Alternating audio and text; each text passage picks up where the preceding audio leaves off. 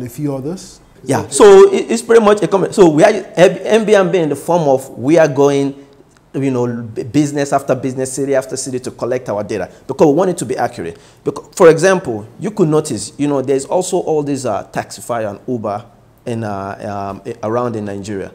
You put your address in it and you're trying to locate it. Almost 80% of the time the address is wrong.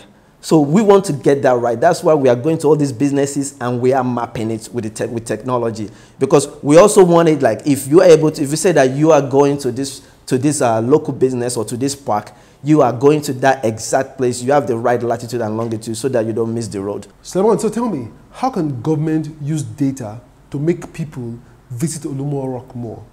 Yeah, so governments don't really have to use it because government, we can't really depend really on government for anything. But people in technology can use data. So how can you use data? So if you are the data that we are collecting by identifying Olumo Rock itself as a place, as a tourist attraction, and then people, because people visit Olumo Rock a lot. So people that are visiting Olumo Rock, they are putting all these reviews in on how good it is or the experiences, or you need to see all these, writings on the wall from like over 100 years ago and things like that. So for example, you think about it as a tourist, a foreign tourist, either from other countries in Africa or from outside Africa, they're looking for places to go.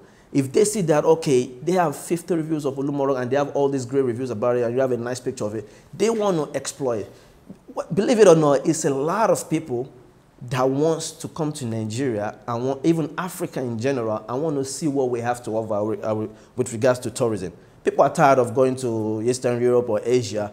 Not necessarily tired, but they've been there. They know what it is. But Africa, we have not even scratched the surface when it comes to tourism at all. But if government is not doing it, individuals like us, we have to use this data, you know, we use this data, collect this data of all these places, give it the exposure that is needed, and so that, you know, because that in the long run is adding to is an economic value for everybody. And, you know, so we don't really have to depend on oil. There are all other, you know, all other options for us. And with the reviews of these people, also you are using that to track the trends on, you know, what they really want, what they actually like about all these places. And based on the places that people are visiting now, you can use that experience to exploit how you can develop other tourist attractions in different states. What kind of policies do you think would help tech and tourism grow together? You see, Nigeria has a lot of issues going on with it when it comes to government.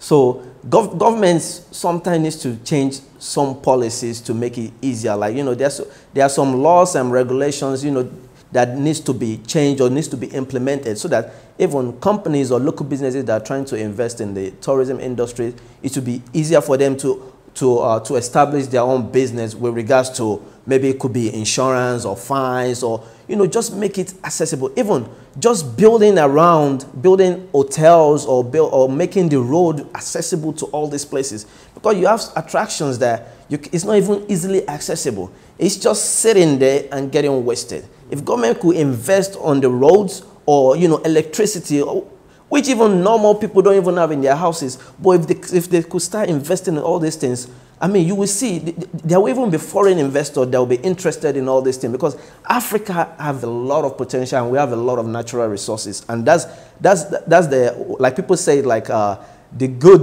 natural resources that Africa have is also the curse. But we need to change that narrative.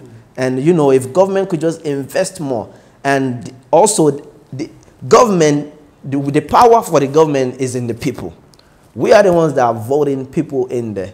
So if people are voting the right people into the government, so hopefully the right people get into the government and start listening to the masses, and maybe someday, and we are hopeful, someday Nigeria will be going in the right direction as regards to, you know, power, electricity, and all these basic amenities. Because that's the only way we could develop our tourism sector.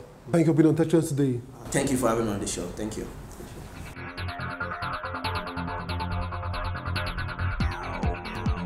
It's a wrap on this edition of the show. Please follow us on social media, and don't forget, you can watch these and all other editions on the Channels TV YouTube account or via my blog cfatech.ng. For Tech Trends, I'm Chukwuemeka Agbata.